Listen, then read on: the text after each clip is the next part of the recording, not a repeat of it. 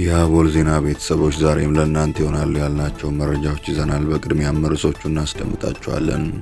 የኢትዮጵያ መንግስት ሌላ ዙር ጦርነት ለማካሄድ ግልጽ እንቅስቃሴ እያደረገ ነው ተባለ።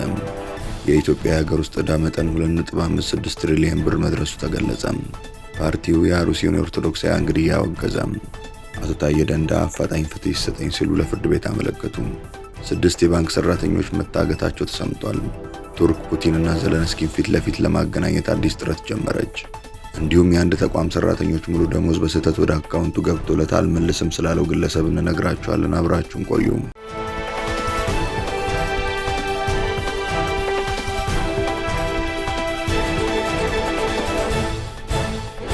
ሰላም ጤና ይስጥልን። ይህ አቦል ዜና ነው።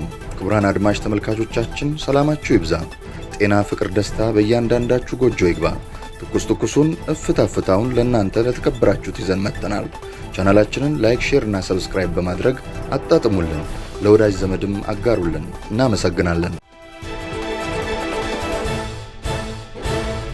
ፓርቲው የአሩሲውን የኦርቶዶክሳውያን ግድያ አወገዘ።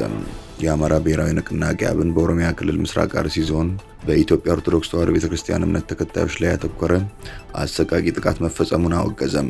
ፓርቲው መንግስት የዜጎችን ደህንነት እንዲያስከብርና ለተጠቁ ዜጎች ፍትህ እንዲያረጋግጥ ጠይቋል። ንቅናቄው ትላንት ባወጣው መግለጫ ጥቃቱን ለማጣራት ተቋማዊ ስምሪት ወስዶ ወደ አካባቢ በመንቀሳቀስ መረጃዎችን ማሰባሰቡን ገልጿል። በዚህ መሰረት ጥቅምት 14 ለ15 እና ጥቅምት 18 ለ19 2018 ዓ.ም ሃይማኖትና የእምነት ተቋማትን ኢላማ ባደረጉና በትጥቅ በታገዙ አካላት በተፈጸሙ ጥቃቶች በርካታ አማኞች ከመገደላቸውና ከመጎዳታቸው በተጨማሪ በርካቶች መፈናቀላቸውን እንዲሁም የግል ንብረቶችና የእምነት ተቋማት መውደማቸውን ማረጋገጡን አስታውቋል። አብን ጥቃቱን በርካታ የዞኑን አካባቢዎች፣ ወረዳና ቀበሌዎች ያካለለ በዘመቻ መልኩ የተፈጸመና ከፍተኛ ጉዳት ያስመዘገበ ሲል ገልጾታል። የድርጊቱ ተደጋጋሚነት ስር መስደድ የአካባቢውን መንግስታዊ የፖለቲካና የጸጥታ መዋቅር ተጠያቂነት ደረጃ ከፍ የሚያደርግ ነው ሲል የአካባቢውን አስተዳደር በኃላፊነት እንዲጠየቅ አሳስቧል። ፓርቲው ከጥቃቱ ጎን ለጎን 2 አደገኛ ዝንባሌዎች መስተዋሉንም ጠቁሟል። የመጀመሪያው በተቋማት ውስጥ የተኮለኮሉ ግለሰቦች ጥቃቱ እንዳይሰማና እንዳይነገር የሚጥሩ መሆናቸውን ሲሆን፣ ሁለተኛው ደግሞ የተፈጸመውን ግፍ በስውር ትርክቶችና የታሪክ ቅራኔዎች ማወራረጃ አድርገው የሚያቀርቡ ግጭት ጠማቂዎች መኖራቸውን ገልጿል። የኢትዮጵያ የሀገር ውስጥ ዕዳ መጠን 2.56 ትሪሊዮን ብር መድረሱ ተገለጸ።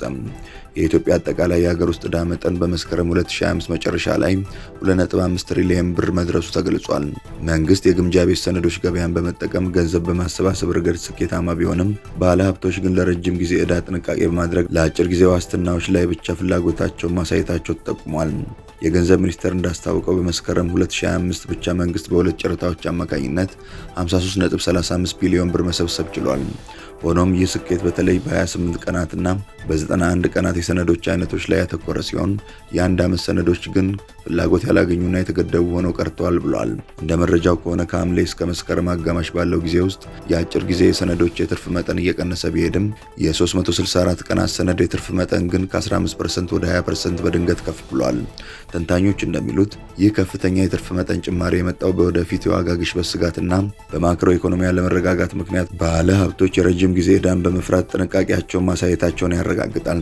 ከአጠቃላይ የሀገር ውስጥ ዕዳ ክምችት ውስጥ ትልቁን ድርሻ የያዙት ተቋማት የኢትዮጵያ ንግድ ባንክ 43%፣ የኢትዮጵያ ብሔራዊ ባንክ 26.3% እና የጡረታ ፈንድ 19.3% ናቸው። የገንዘብ ሚኒስቴር በቀጣይ ሩብ ዓመት 243.05 ቢሊዮን ብር የሚያወጡ የግምጃ ቤት ሰነዶችን ለገበያ ለማቅረብ እቅድ ማውጣቱም ተገልጿል። የኢትዮጵያ መንግስት ሌላ ዙር ጦርነት ለማካሄድ ግልጽ እንቅስቃሴ እያደረገ ነው ተባለ። ህዝባዊ ወያነ ሓርነት ትግራይ ህወሓት የኢትዮጵያ መንግስት ሌላ ዙር ጦርነት ለማካሄድ ግልጽ እንቅስቃሴ እያደረገ ነው ሲል ከሶ የዓለም አቀፉ ማህበረሰብ ይህን እንቅስቃሴ እንዲያስቆም አሳስቧል። በኢትዮጵያ የሚገኘው የአውሮፓ ህብረት ልዑክ 22 የአውሮፓ ህብረት ሀገራትና ኖርዌይ ደግሞ ከመጪው አጠቃላይ ምርጫ በፊት በፕሪቶሪያ ስምምነት ፈራሚዎች መካከል ፖለቲካዊ ንግግር እንዲቀጥል በጋራ ባወጡት መግለጫ ጠይቀዋል። ህወሓትና የምዕራቡ ዓለም ሀገራት ኤምባሲዎች ይህንን ያሉት የትግራይ ጦርነትን ያስቆመው የፕሪቶሪያ ስምምነት 3ኛ ዓመትን በማስመልከት እሁድ ባወጧቸው የተለያዩ መግለጫዎች ነው። የዘላቂ የተኩስ አቁም ስምምነት አንዱ ፈራሚ የሆነው ህወሓት በፕሪቶሪያ ስምምነት አማካኝነት መፈጸም የነበረባቸው ተግባራት ተፈጻሚ ያለመሆናቸውን በመግለጫው አንስተዋል። በሁለት ዓመቱ ደም አፋሳሽ ጦርነት ወቅት የትግራይ ህዝብ መጨፍጨፉ፣ ጾታዊ ጥቃት፣ መፈናቀል እንዲሁም ንብረት ዘረፋና ውድመት እንደተፈጸመበት ገልጿል። ይህንን ጉዳት ያስከተለውን ውጊያ ለማስቆም ከ3 ዓመት በፊት የፕሪቶሪያ ስምምነት መፈረሙን ያስታወሰው ህወሓት ይሁን እንጂ ጦርነቱ በዝምታ ከሚካሄድ ዘር ማጥፋት ጋር ቀጥሎ 5 ዓመታት ተቆጥረዋል ብለዋል። የፌዴራል መንግስት ታጣቂዎች በመመልመል በማሰልጠንና በማደራጀት የትግራይ ህዝብ እርስ በርሱ እንዲዋጋ የሰራ ነው ሲልም ከሷል። ከዚህም አልፎ የፕሪቶሪያ ስምምነትን የሚያፈርስና ሌላ ዙር ጦርነት ለማካሄድ ግልጽ እንቅስቃሴ በማድረግ ላይ ይገኛል በማለት በፌዴራል መንግስት ላይ ውንጀላውን አቅርበዋል። ህወሓት የፌዴራል መንግስት ሌላ ዙር ጦርነት ለመክፈት የሚያደርገው እንቅስቃሴ በሁሉም መልክ በጣም የከፋ ጉዳት እንደሚያስከትል በመጥቀስ አስጠንቅቋል። መንግስት በጦርነት የሚሟላ ፍላጎትም ሆነ የሚፈታ ልዩነት እንደሌለ አውቀው የፕሪቶሪያ ስምምነት እንዲፈጸም ኃላፊነቱን እንዲወጣና ፖለቲካዊ ንግግርን እንደ መፍትሄ እንዲወስድም አሳስቧል። አቶ ታዬ ደንደአ አፋጣኝ ፍትህ ይሰጠኝ ሲሉ ለፍርድ ቤት አመለከቱም። የቀድሞ የሰላም ሚኒስትር ዴኤታ አቶ ታዬ ደንደአ በዛሬው ዕለት ፍርድ ቤት ቀርበዋል። ፍርድ ቤቱ ለትላንት ቀጠሮ የሰጣቸው በቀረበባቸው ክስ ላይ ውሳኔ ለመስጠት የነበረ ቢሆንም ውሳኔው አልደረሰም በሚል ሌላ ቀጠሮ ተሰጥቷቸዋል። በልደታ የሚገኘው የህገ መንግስት ከፍተኛ ፍርድ ቤት በአቶ ታዬ ላይ ተመሳሳይ ምክንያት በማቅረብ ቀጠሮ ሲሰጥ ይህ ሁለተኛ ጊዜ ነው። በመጀመሪያ ለውሳኔ ተቀጥሮ የነበረው ጥቅምት 13 ቀን 2018 የነበረ ሲሆን በወቅቱ ለችሎት ሶስተኛ ዳኛ አልተሰየመም በሚል ለጥቅምት 24 ሌላ ቀጠሮ ተሰጥቷቸው ነበር። አቶ ታዬ ከሚገኙበት ቅሊንጦ ወህኒ ቤት ትላንት ችሎት የቀረቡ ቢሆንም ሶስተኛው ዳኛ አሁንም ባለመሰየማቸው ምክንያት ለህዳር 3 ቀን 2018 ሌላ ቀጠሮ ተሰጥቷቸዋል። ጠበቃቸው አቶ አበራ ንጉስ ሲናገሩ ባለፈው ዓመት ለጥቅምት 13 ስንቀጠር ክረምቱን መዝገቡን መርምረው ውሳኔ ያሳልፋሉ የሚል ግምት ነበረን። ነገር ግን ሶስተኛ ዳኛ ባለመኖሩ ምክንያት መዝገቡ አልታየም ብለው ለዛሬ ቢቀጥሩንም ዛሬም በተመሳሳይ ምክንያት ሌላ ቀጠሮ ሰጥተውናል ብለዋል። ይህንን ተከትሎ አቶ ታዬ አፋጣኝ ፍትህ ይሰጠኝ የሚል አቤቱታ ለችሎቱ ማስገባታቸውንም አስረድተዋል። 6 የባንክ ሰራተኞች መታገታቸው ተሰምቷል። ሰራተኞቹ የታገቱት ባህር ዳር ከተማ ቀበሌ 14 ጸበል ጻሪቅ ተጠርተው በዝግጅቱ እንደታደሙ ነው በታጣቂዎች እገታው የተፈጸመባቸው ተብሏል። እገታው ከተፈጸመ በኋላ ለቤተሰቦች እየተደወለ ለእያንዳንዳቸው ማስለቀቂያ 1 ሚሊዮን ብር መጠየቃቸው ተሰምቷል። እገታው ከተፈጸመ 5 ቀናት እንዳለፈው ተገልጿል። በጉዳዩ ዙሪያ ከከተማው የጸጥታ አካላት የተገኘ መረጃ የለም። በውስጥ የመጣው ጥቆማ እንደሚያሳየው የባንክ ሰራተኞቹ ከተጠሩበት ድግስ ሲወጡ ልሸኛችሁ ባለ አሽከርካሪና በመኪናው ውስጥ በነበሩ ሌሎች ሰዎች ታፍነው መሸንቲ ወደ ተባለ ቦታ እንደተወሰዱ ያመለክታል። ባህር ዳር ከተማ ከቅርብ ጊዜ ወዲህ አንጻራዊ ሰላም ያለባትና የቱሪስት ፍሰቷ ማምና ከነበረው የተሻለ መሆኑን ከሚወጡ የከተማ አስተዳደሩ መረጃዎች ለማወቅ ተችሏል። የሁሉም የሥራ ባልደረቦቹ ደሞዝ በስህተት የገባለት ሰራተኛ ገንዘቡን ለመመለስ ፈቃደኛ አልሆነም ተባለ። የሁሉም የሥራ ባልደረቦቹ ደሞዝ በስህተት ወደ አካውንቱ የገባለት ሰራተኛ ገንዘቡን ለመመለስ ፈቃደኛ አልሆነም ተብሏል። በሩሲያ ካንቲማንሲስክ ከተማ የሚገኝ አንድ የፋብሪካ ሰራተኛ በሶፍትዌር ችግር ምክንያት በስህተት የተላከለትን ከ7 ሚሊዮን ሩብል ወይም $87,000 በላይ ገንዘብ ለመመለስ ፈቃደኛ ባለመሆኑ በኩባንያው ክስ ቀርቦበታል። ይህ ቭላድሚር ሪቻኮቭ የተባለው ግለሰብ ከባንኩ ማሳወቂያ መልእክት ሲደርሰው አይኖቹ ማመን አልቻለም።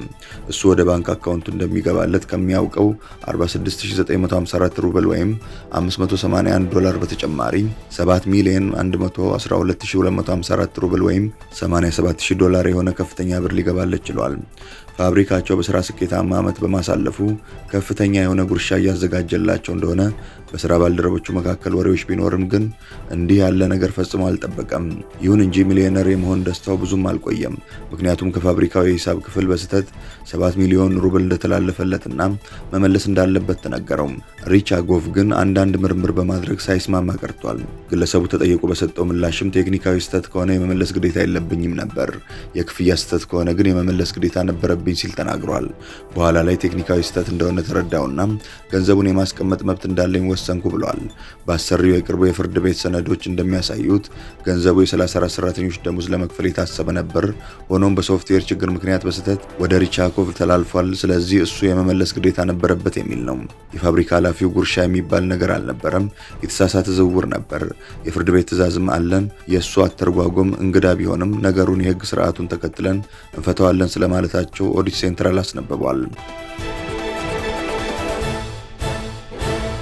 ቱርክ ፑቲንና ዘለንስኪን ፊት ለፊት ለማገናኘት አዲስ ጥረት ጀመረች። በሩሲያና በዩክሬን መካከል በኢስታንቡል አዲስ የሰላም ንግግር ለማድረግ የሚያስችል ጥረት እየተደረገ መሆኑ ተገልጿል። ይህን የገለጹት የቱርክ የውጭ ጉዳይ ሚኒስትር ሃካን ፊዳን ናቸው። ሚኒስትሩ የኒ ሳፋቅ ለተሰኘው የቱርክ ጋዜጣ ሲናገሩ የቱርክ ይህ ሀሳብ ዝም ብሎ የመጣ ሳይሆን ከዚህ ቀደም የነበረውን ንግግር የሚያስቀጥል ነው ብለዋል። ከዚህ ቀደም 3 ጊዜ በሁለቱ ሀገራት መካከል የሰላም ውይይት ማድረጋቸውንም አውስተዋል። በዩክሬንና በሩሲያ መካከል እየተካሄደ ያለውን ጦርነት ዓለም በቅርበት የተከታተለውና ከዚህ ውስጥ መውጣት የሚቻልበትን የሰላም መንገድ እየፈለገ መሆኑን የጠቀሱት ሚኒስትሩ ለዚህ ደግሞ ቱርክ ገንቢ ሚና መጫወት እንደምትችል አስታውቀዋል። ከሁለቱም ሀገራት ጋር መልካም ግንኙነት ያላት በመሆኑ ታማኝ አደራዳሪ ሆና እንደምታገለግል አስረድተዋል። ጨምረውም የኛ የውጭ ጉዳይ ፖሊሲ በውይይትና ዲፕሎማሲ ላይ መሰረቱን የጣለ ነው ብለዋል። እርግጥም ቱርክ ሁለቱን ሀገራት ለማደራደር ከዚህ ቀደም ያደረገችው ጥረት ተጨባጭ ውጤት አምጥቷል። የመጀመሪያው ዙር ድርድር በሜይ ወር 2025 በኢስታንቡል የተደረገ ሲሆን ይህም 1000 እስረኞችን ለመለዋወጥ እንዲስማሙ አስችሏል። ሁለተኛው ዙር ድርድር ደግሞ በጁን ወር 2025 የተከናወነ ሲሆን ይህም ከሁለቱም በኩል 6000 የሞቱ ወታደሮች እንዲለቀቁና ወደ ሀገራቸው እንዲመለሱ ያስቻለ ነበር። በጁላይ ወር ላይ የተካሄደው ንግግርም ተስፋ ሰጪ ሁኔታዎችን ማሳየቱ ይታወቃል። አሁን ደግሞ አራተኛውን ዙር ድርድር ለማድረግ የሚያስችል አዲስ ምክረ ሀሳብ ማዘጋጀቷን ሚኒስተሩ ገልጸዋል። ይህኛው ድርድር በፕሬዝዳንት ፑቲን እና በፕሬዝዳንት ዘለንስኪ መካከል እንዲሁም ፍላጎት እንዳለት የጠቀሱት ሚኒስተሩ በያዝነው ወር ይህ ይካሄዳል የሚል ተስፋ እንዳላቸውም አስታውቀዋል። ክቡራን አድማጭ ተመልካቾቻችን ስለተከታተላችሁ እናመሰግናለን። የደወል ምልክቷን በመጫን አቦላችንን በትኩሱና በፍታው ሁልጊዜ እንዲደርሳችሁ አድርጉም። ለወዳጆቻችሁም በፍቅርና በቅንነት አጋሩ። ጡም ቡናችንን አቦል ግብዣችንን ይዘን ወደ በኋላ እንመለሳለን። በቸር ያቆየን።